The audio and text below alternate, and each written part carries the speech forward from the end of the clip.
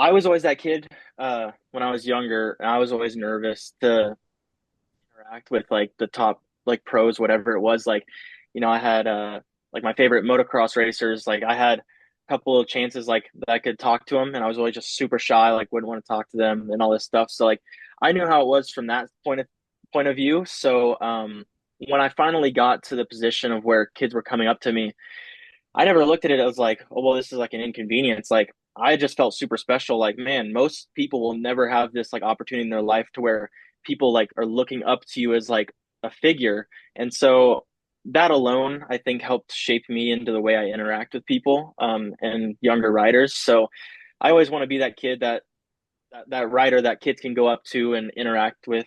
I try to be super friendly the best I can. Sometimes it gets a little iffy when I'm like coming off the track, I'm all out of breath and like the kids are trying to come up to me. It's like hard to talk. And then sometimes you just don't even hear the kids, and like they'll be like saying your name, but it's like so loud and you won't hear them. And then I'll have someone point out like, "Hey, like that kid was calling you," and like I had no idea. So yeah, any kid that comes up to me, or anybody of any age for that matter, I give them the time to talk to them because they're people too. So yeah, I just try to be the best I can. BMX Breakthrough is bridging the gap from old school to new school, from tracks to manufacturers, from new riders to their local tracks, and it doesn't stop at racing, but the mission is to connect people with bikes. Join me, Jay Oaks, as I interview key people in the sport and in the industry that are involved in their local circles, in their communities, at their local tracks, and aiming to make a difference on a local level. You'll hear stories, marketing tips, failures, successes, and a way to make a difference in your local BMX community. Let's dive in as we kick off this next episode. Well, I'm super excited about this. Drew, it's cool to have you on the podcast, be able to talk to you. And Yeah, thanks for having me. yeah, I'm excited. I think it's been fun to get to watch your BMX journey and be able to see, over the last year. It was fun to watch you at Grands and get to receive the Rookie of the Year award, and Yeah. uh, it's it's been a big year for you and been pretty fun. But we'll dive in and talk about your experience racing. We'll get up to the point of pro, but I'd love to start with how did you get into racing, and was it through racing or was it just the beginning of riding bikes? Yeah, so my family's they own my family owned a motorcycle dealership. So I was on a dirt bike at 3 years old on my third birthday, and then started racing at four. And that kind of went all the way through till I was around eight. But we had a family friend telling us to try BMX because I rode bicycles all the time, and he was kind of telling us about the scene, and so we finally gave it a shot when I was like right before I turned eight. So I was kind of doing moto and BMX simultaneously for a couple of months, but tried it out, and then it was just super cool seeing the scene and so much racing because motorcycles is like every Sunday or Saturday, whatever it was, one time a week. But BMX was, Tuesday, Thursday, Sunday, and so much riding, so much time to ride, cheaper, easier to do, just so many benefits to it. So, kind of fell in love with BMX at that point and faded out from moto, and then um, had a, I mean, had a successful novice and intermediate career. Didn't really lose any races except for like one where my chain came off. But once we hit expert, that's kind of when it got real. I made a national main on my first ever national day, and then I didn't make another one for like 3 years. So it was like a big old drought, and yeah, we finally made some mains in 2015 at the nationals and kept making them. 2016 got my first nag plate, just the fourth place kind of rider, but got a nag 15, and then yeah, it really got serious from there.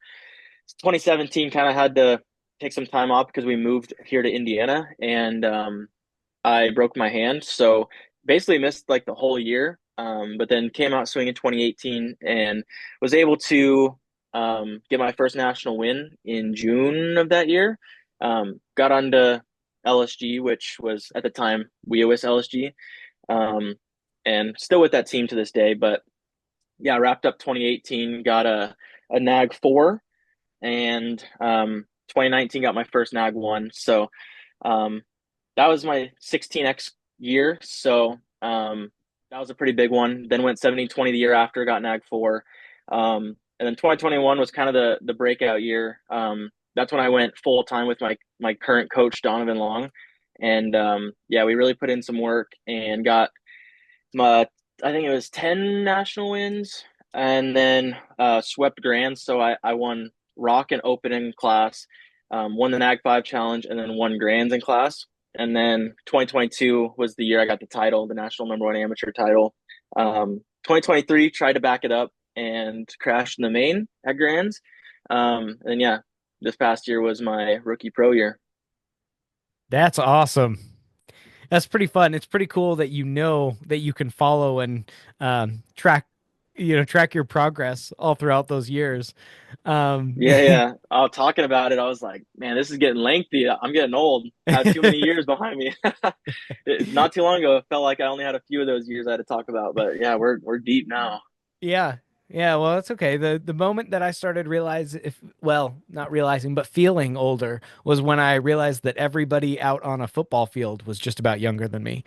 And Yeah, yeah. so- Yeah, that's which a crazy feeling. When I look at college sports, I'm like, man, these kids are younger than I am. That's crazy.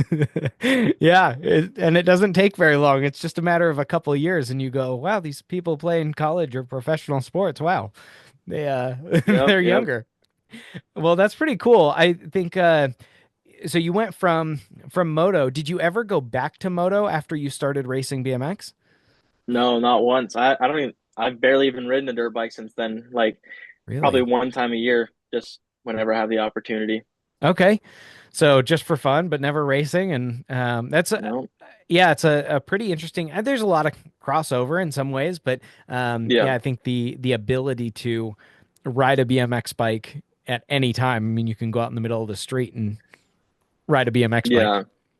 Yeah, but then the flip side of it, my dad always he always tells me if I get on a dirt bike, I'll never want to get off because it's like you can just do stuff that you have to try so hard to do in BMX, and you can just twist the throttle and send it. And he's like, that's a whole better feeling. So yeah, he doesn't really want me to get on one, but once I'm fading out from BMX, definitely I'll get on a dirt bike. That's cool. So you said you went through, you had a kind of a unique trajectory in the fact that you started out in the series of winning all the time and Hmm. kind of got used to it. So, what was how old were you that year that you stopped winning? And then how difficult was that season of time for you as a kid?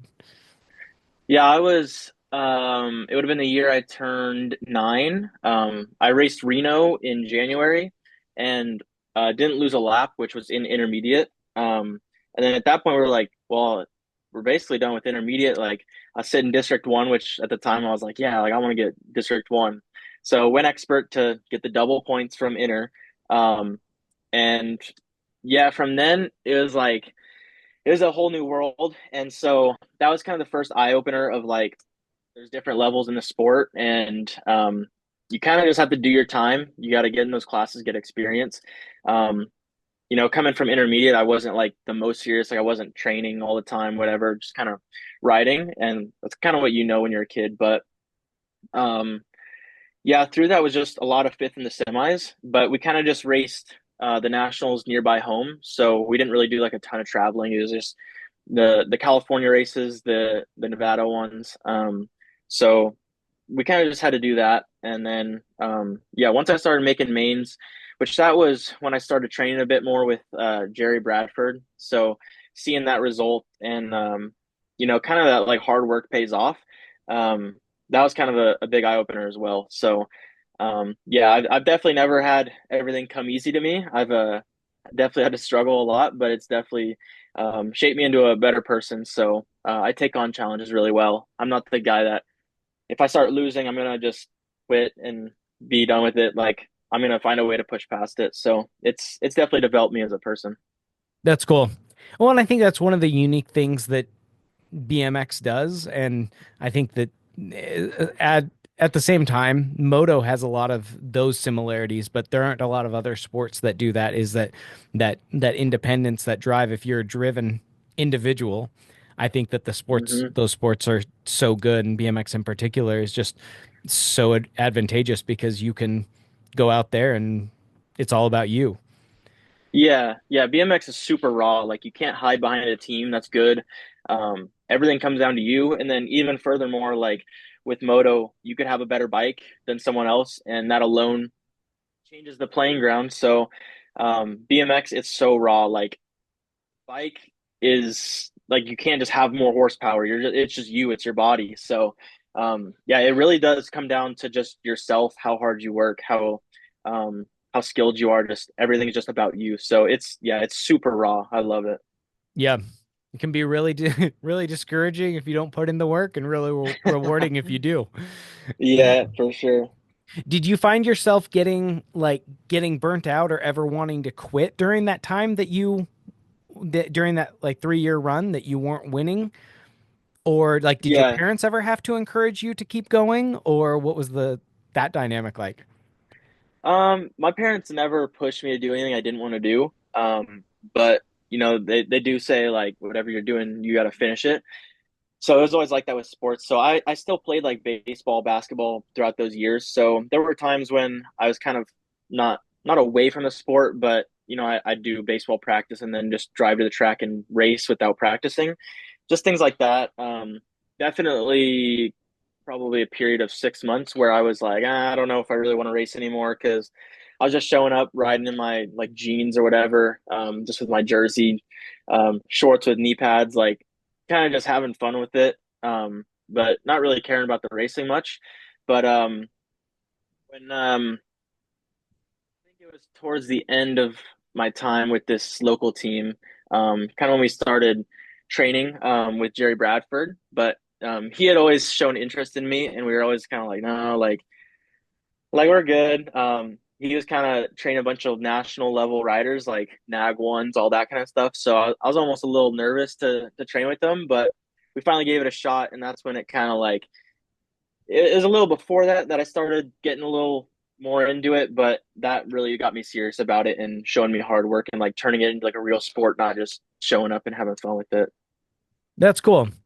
Do you think that there was a value to you playing other sports? Because there are a lot of studies that show. I was talking to Mike Wagner about this in one of the episodes, is that there are studies that talk about like if a kid hyper focuses on one thing, then they're less likely to continue doing that thing long term. Whereas you didn't have one specific thing that you were doing solely, and it ended up being that you ended up specializing in BMX. So do you think that Yeah. was a it was good for you to have a few other like irons in the fire, for lack of a better term? Or what do you think? Yeah. Yeah. I think for sure. Every sport is going to build certain traits. And I feel like I've done almost everything. So, I mean, even if it's just like a ball sport, you know, learning like hand-eye coordination and, you know, I think I learned some of my like cornering stuff from like dirt bikes or even like going out and, doing like go-kart stuff, just like learning how turns work, stuff like that. Definitely helps you in some way. So yeah, I think I think good athletes are good athletes in other sports as well. Like I think you build traits that just build you into a good athlete. So yeah, I think definitely. Yeah, for sure. Yeah. Well, and I ask because I think there are a lot of parents, and you see this, I'm sure, is there's a lot of parents that want to like encourage their kid, and they in a lot of ways they try to live vicariously through their kid as like, you know, Hmm. they start at 5, 6 years old, they start dragging them around to nationals and things like that, and pushing them harder than the kid really wants to. I think the kid a lot of times has a good time with it, but in some ways they're being pushed harder than they're wanting to go. And one of the differentiators that I see is a it's different when a parent's pushing their kid versus when a parent or when a kid is like pulling their parents and saying, I want to go and do Hmm. this more and more and more. Um, Yep. so Yep. Especially when it really comes down to it. Um, I mean, once you hit your later years, especially, you're only going to be as good as how much you want it. So, if there's any external like pressure on the rider, like it's not going to matter because they're only going to do as good as they want to do. Um, so the passion really has to be there. And I just saw this thing about the world champ in road cycling was a soccer player, and he switched pretty late in his career to road cycling, and now he's world champ, Olympic gold medalist. And so I think it definitely is important to try different sports because you never know what you might be good at, what you might be passionate about. There could be something completely different that you've never even tried before. So, yeah, I think being passionate about something will definitely push you to be your best, and you just got to find that thing, whatever it is. I like that. One of the things that I noticed about you is watching, and other people will do this too, but I really like watching the way that as you travel around to different tracks that you take time to interact with younger riders.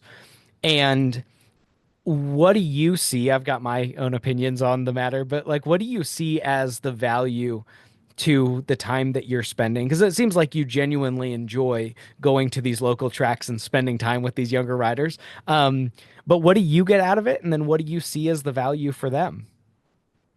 Yeah, I think I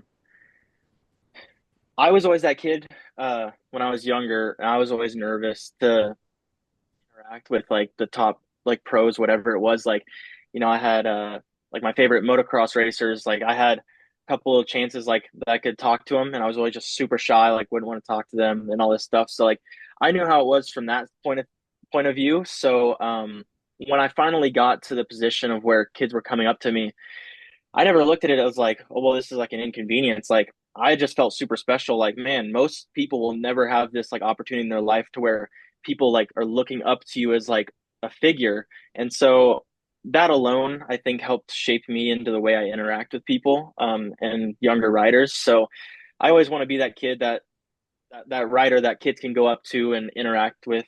I try to be super friendly the best I can. Sometimes it gets a little iffy when I'm like coming off the track, I'm all out of breath and like the kids are trying to come up to me. It's like hard to talk. And then sometimes you just don't even hear the kids, and like they'll be like saying your name, but it's like so loud and you won't hear them. And then I'll have someone point out like, "Hey, like that kid was calling you," and like I had no idea. So yeah, any kid that comes up to me or anybody of any age for that matter, I give them the time to talk to them because they're people too. So yeah, I just try to be the best I can.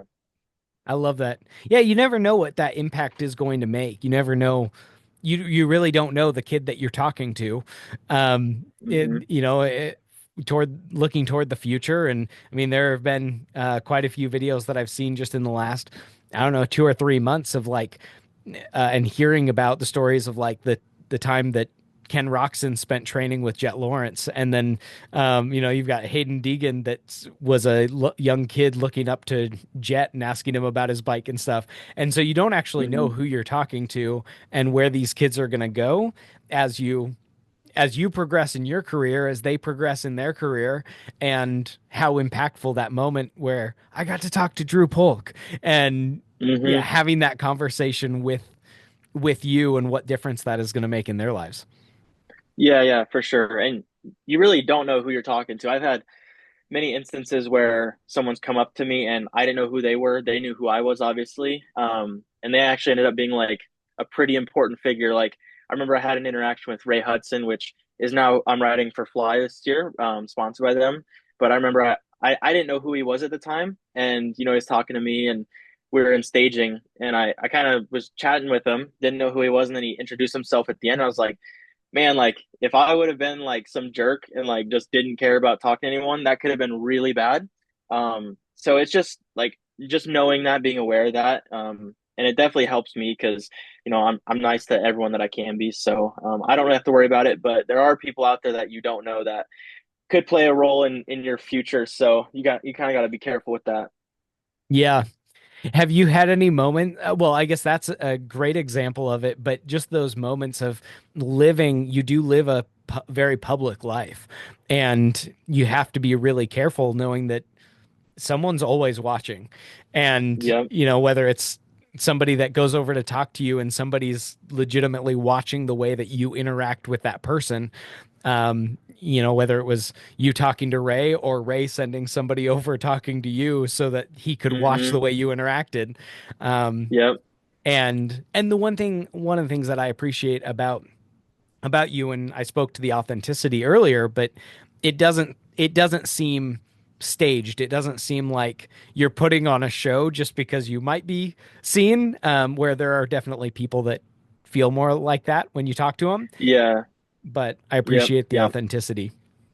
Yeah, I try my best, and I think it helps being kind of like on the YouTube side of it because I think kids can kind of feel like they know me without actually knowing me. So it's cool that they come up to me and are open to talking to me because I was never like that as a kid. So it's super cool, and I encourage anyone who watches my videos or whatever it is, feel free to always come and chat. I always got time. I'll always stop what I'm doing unless it's like in a rush, but I'll always come back later for sure. That's cool.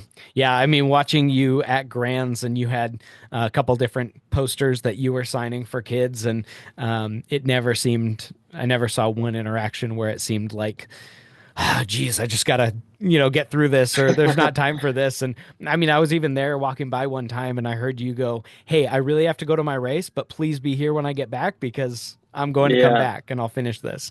yeah, yep.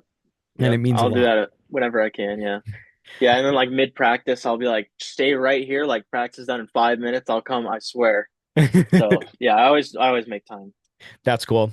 Yeah, I know that. I mean, it means a lot to those kids. And you made a comment about YouTube being on the YouTube side of things, and one of the other reasons that I wanted to do an interview with you is because having watched the sport from afar for a while and then getting a little bit closer to the sport is well, growing up in the sport, taking a distant approach, and then coming back in is the dynamic of a pro is you really have to, in some ways, you have to be an expert marketer, and I think you've done a really good job of that. And the dynamic of you having your camera with you and ready at all times, having your stuff ready to go, trying to film videos, trying to get clips and put those together.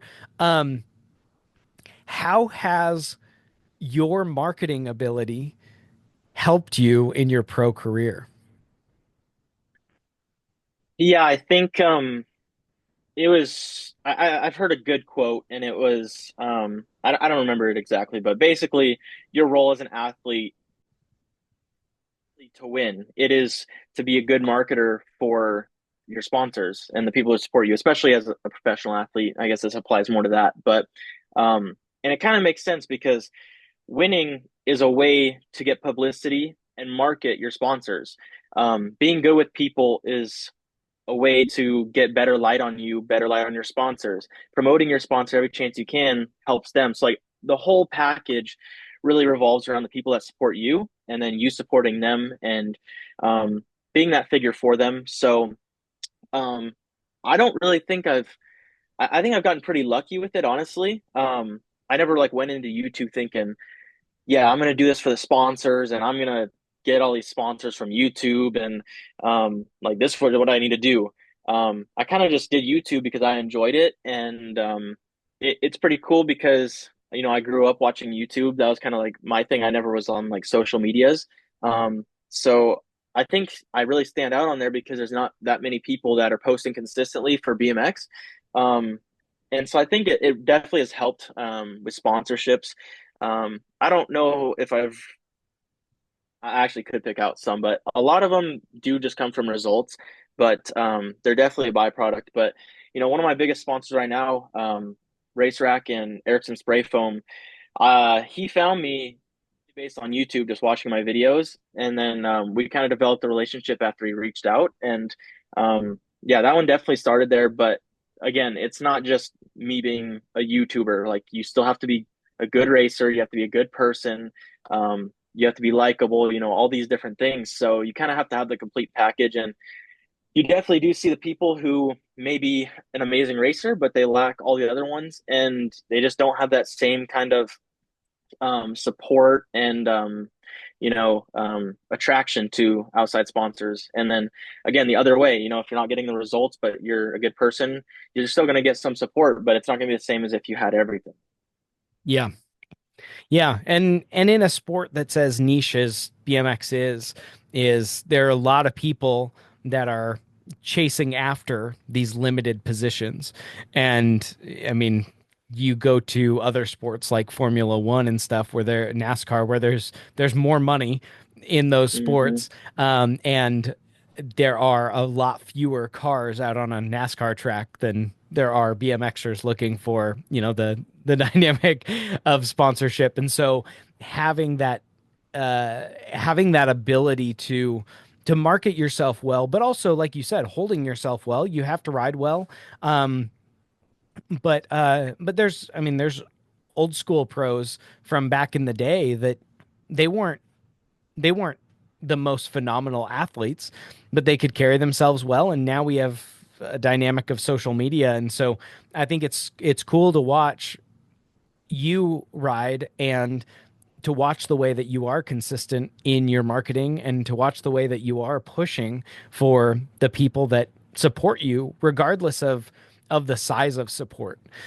It's not like you're going, oh, you give me 1% of what I'm getting, so I'm gonna put you on the back burner. Is like I see you very inclusively supporting the people that are supporting you, which is cool. Yeah, yeah, definitely. And it's definitely easier to shout out the companies that are supporting you that are in the sport because if you're actively using the products, you're always around it. It's easy. You can just take a photo. It gets a little more tricky when it's outside the sport, but yeah, definitely I just do my best to always support those who support me. That's kind of my biggest thing. I wouldn't be here where I am without them, so I gotta do my part and definitely make it up somehow. At this time, I want to give a special shout out and thank you to our 2025 sponsors who are helping us make the mission of BMX Breakthrough happen, which is to grow the sport at a local level. These sponsors, you can find more about them in the description, and then you can use their coupon codes. And you may be saying, I don't need a coupon code, but I would ask you, please use that coupon code as a way to help us all track what we're doing together. It helps them, it helps us, it helps everyone. So at our gold level, we have Box, Mongoose, and Pro Lids. At the silver level, we have Dan's Comp, LRC, and Pro Start. And at the bronze level, we have Command Aviation, Danger Snacks, Fly Racing, Gear Blocks, Justin Shepard Title Examiner, Lincoln Park BMX, Sign Dog Northwest, Sound Cedar Lumber, and Tasco. Once again, you can follow the links in our description to find out more about these phenomenal brands. You can find the coupon codes for some of them available there. And thank you so much to our 2025 sponsors. Now back to our episode. You have a sponsor that you actually reference, Ericsson Spray Foam, which I think is cool because I think that one of the things that the sport needs in order to grow is more outside money coming in. And really, as a dynamic, you look underneath the roof that we were under for Grands, and there is so much money that is staying in that building, and it's coming from inside that building, it's staying inside that building, it's going back to the vendors at that. Um, but but the sport is small, and so that money can't support all of the sport. And so I love the fact that Hmm. you have, I mean, you're always I think pretty regularly representing Ericsson Spray Foam, and that's definitely not BMX money. No, yeah, and it's sometimes it gets tricky to promote that, but yeah, I mean that's been a big we he came on board this year and he's got some big things with racetrack coming. So he's definitely coming into the sport and definitely giving some good opportunities coming up. So um yeah, be on the lookout for that as well. That's awesome. Um, that's cool. I remember watching a video of you, or seeing a video. I think it probably got turned into a reel at multiple times, and it was it last year at the 23 at the SoCal National when you got like Hmm. punted over a berm? Yeah. And you like both of your wheels. And I mean, I know that it didn't end in the result that you were after, but as far as like some of the crashes go, it was really cool to watch. It Yeah, probably yeah. didn't feel as cool as it looked, but No, that was my, I want to say that was my first time getting pushed over a turn and like absolutely blasted. And so it was funny being on like the receiving end because, I've done it a couple times, whatever. But no, it was pretty funny. And luckily it didn't hurt that bad because I landed in soft dirt. So everyone was like, "Are you okay?" I'm like, I'm fine. Like honestly, that was kind of cool. Probably wasn't gonna win anyways. So it was just impressive seeing like both of your tires come off the ground like sideways at the same time. It wasn't like a typical yeah. crash. It was just all of a sudden you were airborne, and flying over a Well, it was corner. basically completely teed up. So all my like momentum, actually, we were almost head on. So like all my forward momentum just stopped and like I just went completely flat and just like almost stopped moving. Like I was just like hovering. So yeah, that was a crazy one. That was wild. You recently put out your YouTube video, and I can't remember the title of it. Rookie. Was it called The Rookie of the rookie, Year? Oh, the the Rookie. Yeah.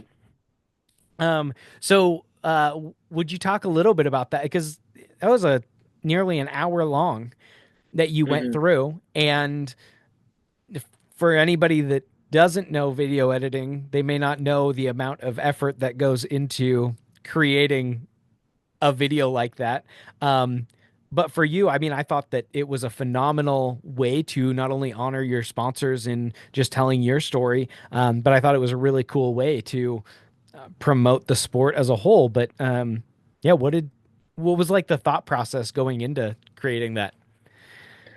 Yeah, in 2022, I did kind of a similar thing, and I knew I was kind of the main target for getting the national amateur title. So I basically filmed everything in my lead up to Grands, and ended up getting the title and made like kind of like this. It's technically a documentary, but kind of just like a movie around myself. Um, I think documentaries are pretty hard to come by, and you really only see like the bigger sports doing it. And although I don't have like a team of, filmers and editors following me, I can edit it myself and film to the best of my abilities. It's hard to film yourself a lot of the time, but just a lot of static stuff. But did that in 2022, and that was awesome. That was, man, it was a ton of work, and I told myself I would probably never make another one because it was literally like 3 weeks every single day, all day editing, and it was rough. But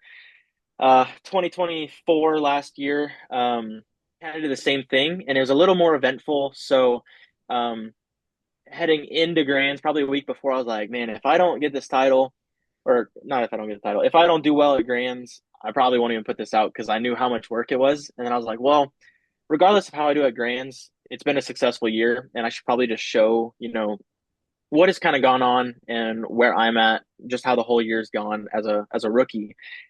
Luckily, Grands did turn out good, so there was a happy ending.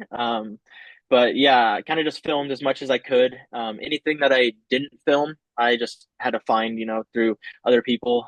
Luckily, like Raw Race Footage, he filmed a lot of the races and got a lot of good racing footage. So he helped out a lot. And yeah, so kind of just put all that together, told my story, showed the road because a lot of people don't see the backstory behind everything. My YouTube videos, like the recaps, you kind of only see what happens at the race, but not so much before, after, like kind of what goes into it. So kind of makes it feel, you could kind of relate to it.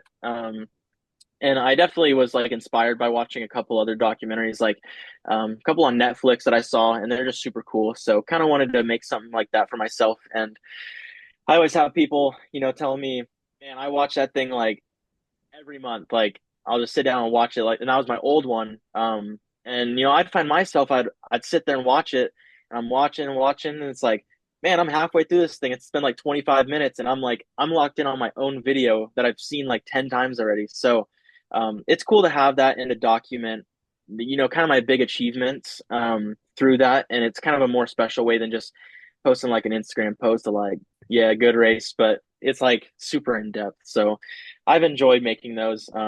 definitely a long process for both of them, but the aftermath is super cool, definitely worth it. That's cool.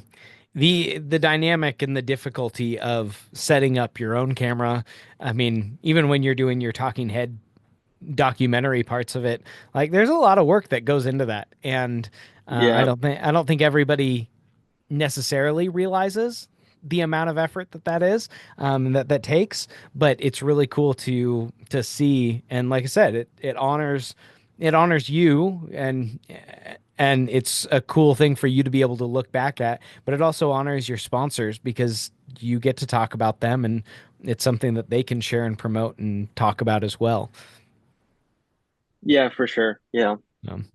Um, okay, so that talked about your rookie year, that video did, and then you can go back to 22. We can watch the video about your amateur title. Your shift from amateur to pro, walk me through that a little bit, because I know that, I mean, I've got people that listen that are kind of on the road. They're in their teenage years and they're wanting to go pro. And so, what did that look like for you? That decision and timeline and everything. Yeah. I'll take it back to my second year of 1720. I kind of went into 1720 thinking like, once you win grands, get nag one in the hardest amateur class, that's kind of when you go pro. Um, so I won, I think it was 10 nationals that year and then one grands. And, I swept the weekend. So I won rock, nag five challenge and grands. So I was like, I mean, I pretty much got it all. Like I should probably go pro, right? But then I kind of sat down with my coach and he was like, I'd like to see you dominating before you go pro, which makes sense. Like I got 10 national wins in the whole year out of racing, who knows how many, probably like 40. So really, probably win a quarter, a fifth of the races I went to isn't that great if you really think about it. I should be beating the amateurs pretty solidly before I'm racing all the pros, which are going to be even harder. So we decided to go for another year, and really the national amateur title was the main goal because I'd already gotten the NAG one, so kind of going for that big one. And then it was that year I was like, yep, same thing. Like I pretty much did dominate the nationals. I think I won over half of them, which really not dominating, but being that getting that many was pretty big. Went into grands and didn't win grands. I got beat by there were a ton of foreigners there, so they played a big role in that. I ended up third, but got the title still. And it's kind of the same thing as like it's close, but like I'm still not dominating the class and where you should be before going pro. So we are like, all right, well, we got the title. Let's try to go back to back. So kind of struggled through 2023. Um, Kind of went into a slump and had to claw myself out of that one and kind of went through a little period of like, man, like boring, racing's not good, like results are worse than they have been the past 2 years. Kind of just like in this little slump and not really feeling it. But you kind of get that. I had to build that drive back out and that motivation and put on a strong last half of the year. And being my fourth year in 7020, it was my last year anyway, so I knew I was going pro the following year. So I was like, you know what? Even if I don't get any wins this year, let's just go win grands and go into pro, ending on that high note. Ended up crashing at grands, but I was up for the title. So that alone was like, well, we're still in it. So yeah, it was kind of like since 2021, it was next year, and then it was the next year, and then it was next year. So um kind of ran out of time on that one, but no, it was good. I think it's way better the way I did it than if I would have gone in 2021 or 2022 after 2021. So I learned a ton through the 2 years after that. Definitely glad I waited until I was fully ready. And yeah, I think it paid off. And you see a lot of people go pro and they get burnt out because they're not winning. But I kind of went through that slump in 2023. Already knew how that felt. I've been through those challenges, so came into 2024 ready and like fresh. I was like kind of leaving a bad year behind me and like the whole vision was set forward. I pretty much instantly forgot about the my last year in 1720 because I was just so focused on like the future. So it was a good way to kind of wash out the bad year and kind of just look ahead. That's awesome. I like that. Um, I like that dynamic and that perspective. So if you were talking to somebody that was, I don't know, like 13, 14, 15 years old, they're like looking toward the future, they're kind of dreaming about going pro. I mean, what are maybe one, two, three things that you would tell them as they're looking toward their future? Yeah, I think the biggest thing is just racing a lot, getting a lot of experience, and racing faster people than you as much as you can. Um, Racing pro-am is another big one because you can get some of that experience without, obviously you're not old enough to race like the pros, but just getting as much experience as you can is super big. Um, I think getting some international exposure is big. I think utilizing the junior men class is definitely a tool not as many people take advantage of it as they should. The junior years are super important, especially for longevity and having a long career in the pro class. If you're not racing junior and kind of racing amateur, it's pretty difficult to find your way in there. But um, yeah, I think like growing up, going into kind of that 17-20 class, I really put a big emphasis on like the 16 class because that's kind of like the final last shot to be only your age group. And some of the people who aren't as serious, that's kind of around the age where they start pulling out of BMX. So if you can like be in the top of the 16, you're one of the best in that specific age. So then when you go to 17, 20, you're one of the best in your age, but now you're fighting three other ages. So at least give yourself that shot to be the top of your age to be fine in there. So um, yeah, really it's just all experience, climbing your way to the top. Um, and yeah, it's tough if you're not like doing super well in 16, it's going to get even harder in 17, 20. And if you're not doing well in 17, 20, it's going to get even harder in pro. So you just got to try to climb that ladder, try to get to the top each time because there's going to be another challenge waiting for you. That's cool. That's good advice. And I remember talking to Jacob Kaiser at Hardesty before Grands of 23. And I was there riding, or maybe it was right after Grands. I can't remember. He had hung out for a little bit and we were at a local race. And you came up in conversation because he had just spent some time with you, I think, in Indiana. And he Yeah. was talking about you and and I was asking him a little bit about like your training and everything, and he had nothing but good things to say. But he's like that dude. He's like people think that Drew is just fast. Drew is putting in so much work. So much work. He's like, I would get up in the morning and Drew's like, let's go train. And then he's like, and then we'd like get through the day, we'd do all of our schoolwork, and then he's like, let's go train. And he's like, and he's going out and putting in, what was it, like 40 efforts that you're doing for sprints Yeah. and gates and things. Yep. And anyway, I thought that that was cool. It was a fun conversation for me to have with a third party that was somebody that knew you personally and spoke to being right there next to you and going and being able to say flat out like, oh, people just think he's good. Well, he's good, but it's because he puts in a ton of work. Yeah. Yep. Yeah. I remember, uh, yeah, his dad was like, yeah, because they train with the same coach as me, Donovan. He's like, yeah, I mean, he was working hard, but I think staying with you like kind of opened his eyes. So, it's cool to have that kind of dynamic, and obviously it's paying off for him as well. He did super good last year, made the main at Grand. So, yeah, I mean, you put in the work, it's gonna pay off. So, it pays off pretty quick if you do it right. So, yeah, it's a big lesson. It's also really hard to stay motivated, and I'm curious, I'd love to have you speak to that a little bit because you mentioned earlier you don't have a team to lean on. You can't, you can't go out and just chill and lean back and my team's got it. I can hang back on this one. You've got to go out, you've got to put in 100% effort, which at the same time as you're training, you have to go out and you have to put in 100% effort because when you get to race day, if you don't get the result that you're after and you didn't put in the effort, you're the only one to point fingers at. Yep. So what does that look like for you training the way that you did, and I mean, I guarantee you had days when you didn't want to go out and work.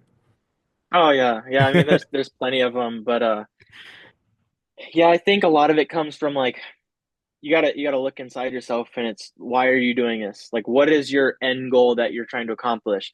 And I know like I have really big goals, and I know to accomplish them, it's gonna take a lot. And so having that goal that you're to wake up and like know what that goal is and like be passionate about what you're about to do is way better than if you're just going through the motions. And that's definitely something that I think something else has improved over my whole career.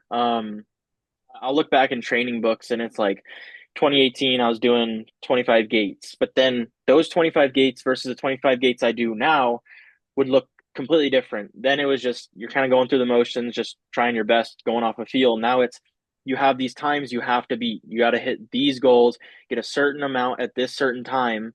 And so really it's the intensity and how much you're putting into it.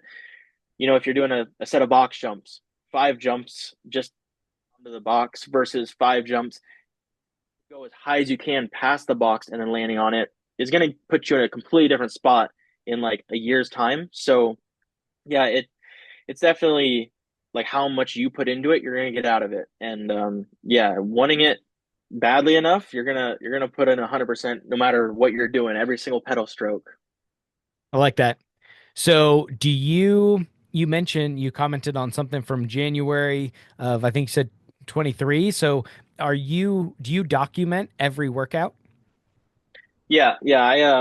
I have a training book for every year, yearly, and I write down every session, um, include, location, um, how many reps you did, any data. So, time, speed, RPM, weight, height, any whatever you're chasing with that exercise or training. And then, you write down comments. And a lot of people think I'm crazy for it because I get super in depth and um, I'm super organized with it, but it is like awesome when I can go back and like I have one from 2016 in my room and you go back and look at what you're doing. And it's just crazy to like see the differences and like how much more I'm doing now, how much better I'm doing, all that kind of stuff. That's really cool. I mean, I don't think you're crazy, but if people think you're crazy, you might be crazy, but you also just got Rookie of the Year. Uh, I mean, like Yep. you did what you set out to do, and that's a different dynamic. I mean, you're doing what other people aren't willing to do, Yep. and you're seeing the results of it. And I mean, the effort that you put in, even to recording that, it would be a whole lot easier for you to just pull out your gate, set up, and do some work, and then go back inside. But Yep. I mean, you're spending an extra, I'm guessing, 10 minutes, 15 Yeah. minutes writing down everything.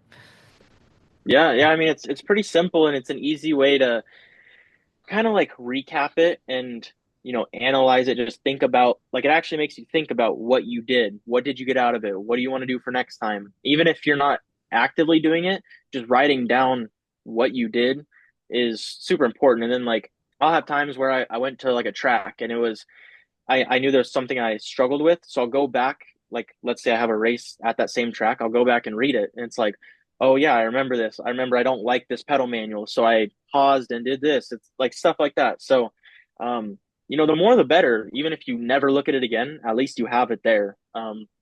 So it's been awesome. And that was something my first real coach, Jerry Bradford, kind of put into me. He gave us all a notebook and was like, every single thing you do, I want you to write it down. And then when I see you next time, I'm going to look through it. And so like it keeps you accountable. And that was definitely a big lesson that I learned. And it's an easy way to keep you on target. That's great. Um, yeah, that's a lot of effort. Do you go through after every race and document? It sounds like you Yeah, do. I go through, I do every practice session, every race. I put in lap times. That's been with the scores, it's been easier to do that. Um, So yeah, Man, it sometimes gets a little tough, like knowing what you finished. and all that. So sometimes I'm better than others. I write it down as the weekend's going, but other times I just have to watch the live stream back or whatever. But yeah, they're pretty accurate. My books. That's still really cool. I mean, you just said 2016, so you've been doing this for at least 9 years, Yeah, yep, which yep. is super cool. Have you saved every one of them? Yeah, my so 2016 through 2021 were all on books, so I have them in my on my shelf. But then 2022 I started doing it online, so I use Google Docs. And then once the whole year is done, I just save it as a PDF. So Hmm. I have those that are definitely way better in quality. Everything's equal, uniform. I've kept the same format since, so just little slight changes, but yeah, it's definitely better. And I got a training iPad now, so I can do it while I'm doing my training instead of having to wait and come inside. So that's been a big addition this year. It's been pretty nice. I love that. That's really cool. And I appreciate you like your openness on sharing that too. I think it's so valuable to be able to hear. I think a lot of times we can look at athletes and people that are successful and it's like, "Oh, cool, I'd love to be where they're at," but we don't necessarily know how to get there. And and to what you're talking about is it's not like there may be times when you put in extra effort, but it's not like you did anything that was above and beyond special in and of its own regard. You just put in the work and Hmm. you made it happen, and which is really cool because I think that there's people have that ability to go out and get it. And I would assume you'd probably say the same thing is that if somebody wants it bad enough, they can go out and get it too. Yeah, for sure. My coach kind of he this one quote was pretty powerful from him, and it was like, "What are you trying to accomplish?" And it's like, "Okay, well, I want to be the best or whatever your goal is." And it's like, "Okay, so if it took you 10,000 reps and it took someone else 5 reps, would you still do the 10,000, get what you wanted, or would you say, "Oh no, it's too hard because this person can do it easier"?" No, like you're gonna do whatever it takes. So whatever it takes, I'm gonna make it happen. So yeah, you just gotta get it done somehow, no matter what it takes. Yeah. Well, even at Grand, you and I did took some photos for Pro Start, and you were talking about their gates. And on our walk out to the parking lot, we were talking, and I said that gates are my weak point, and your response was mine too, which I never would have guessed. Yeah, Um, yeah, but that means, and you said that it was until you got a gate. So I mean, that just tells me that you not only got the gate, but then you started putting in a bunch of time to use it. yeah. I think at this point, my actual gait is really good. It's more my acceleration, 15 feet out and to top speed, but it all starts on the gate. And I'm one of those people, I lose the kind of muscle memory. If I go on a 2 week trip to race a World Cup, whatever, I'll come back and I will struggle a little bit with the gait because I'm not getting in my reps. You are at the track, obviously, but not getting my flat gait reps in. So that's really been a big thing is just consistently doing those gaits all the time. Definitely just keeps you in habit. So yeah, I got a gate in 2018 right before Grands, and I was like, "Mom, Dad, like I need to get this gate. Like Grands coming up in a month." And they're like, "No, that's one of those things you're gonna buy it, use it once, and whatever." Man, that is the best $1,000 I ever spent. Like I'm telling you, my coach will even say it. Like even if you skip one national year to buy, like save up that $1,000 to go get a gate, like it is the best thing you'll ever do. Especially if you use it. But yeah, that's been huge for me and definitely turned that weakness not necessarily well, yeah, kind of into a strength. It was pretty good at Grands, my gates were. So, yeah, just trying to become more well-rounded however I can. That's cool. And I think I misspoke because when I had said that they were my weak point, is you didn't say they are mine. I think you said they were mine, or I know that you said they were mine. So yeah, your gates have gotten more dialed now, but you said it was a result of the consistency of using that gate and being able to go Yeah, through the repetitions. Um, yeah. yeah, I mean, I which still is just kind of generalize it as my first traits are my weak points. So all that kind of gets lumped together. So I kind of just say it's my weakness. But I mean, but you've put in the work, and again, it was really cool hearing Jacob talk about. I mean, really just bragging on you and Mm, talking about the work that you put in. that's pretty Um, cool. yeah, it's pretty awesome. So a question right before we wrap up is, I'm sure that there's some significance. What is the significance to your number? So when I was, man, how old had I been? 5. We picked a number in motocross, and I picked 51. And that's just kind of been my number since day one. So, I always had this dream of running 51. So I got to run in the Nag 5 challenge once. That was pretty cool. And then 51 was open, so took it for pro. I'm actually going to run it again this year instead of running the 3. I'm hoping I can get some UCI points and pick as my career number before someone else does, but I'm gonna be I'm a little nervous that someone's gonna take it, but hopefully that's open when the time comes. So when you raced 51 in motocross, was that like influence of your parents, or was it like, did it just look cool to you, or did it have any To significance be beyond that? honest, I have no idea. Cause I was 0-3. Um, I don't really remember what the story was, but I had to choose a number, and I just remember sitting in the car like I don't know why I remember it, but I was just like, yeah, 51. So Right that's just on. my number. That's awesome. Well, I mean, I think even that's significant too, because like it's been a significant number with you since you were a kid, and somehow it just stood out and held a place. And Yeah, I yeah, mean, I've got my yeah, and everything. Go for it. oh, Sorry. I've got my oh, that's okay. I've got my first earned BMX number, which is 196, and that's what I choose for all my like Oh old yeah, school races and stuff. that's awesome. All my numbers throughout any sports have been somehow involving 51. Like baseball, I remember one year, like there was no 51, so I took 15, just things like that. So, yeah, it's always just been 51. That's awesome. That's cool. Right on. Well, Drew, I appreciate your time. I think I've been excited about talking to you because I think it's really cool. You're part of your journey, and then again to the media side of things, and uh, your the amount of effort that you put in on the marketing side of promoting your sponsors and backing them well, and it's been really cool to see. So. Yeah, well, thank you. Thanks for having me. I really appreciate it. Absolutely. Yeah. No, looking forward to it. A lot of people know how to find you, but if people don't know, let them know where you're at. Yeah, it's basically at Drew Polk BMX on every platform at this point. YouTube, www.youtube.com/Drew Polk, or at Drew Polk BMX on there. That little thing is kind of weird at this point. I don't know how that works, but yeah, YouTube Instagram, usernames are Facebook, kind of YouTube. convoluted. TikTok. Yeah, yeah, yeah. I don't really post much on TikTok now, but the other ones I'm going strong. Okay.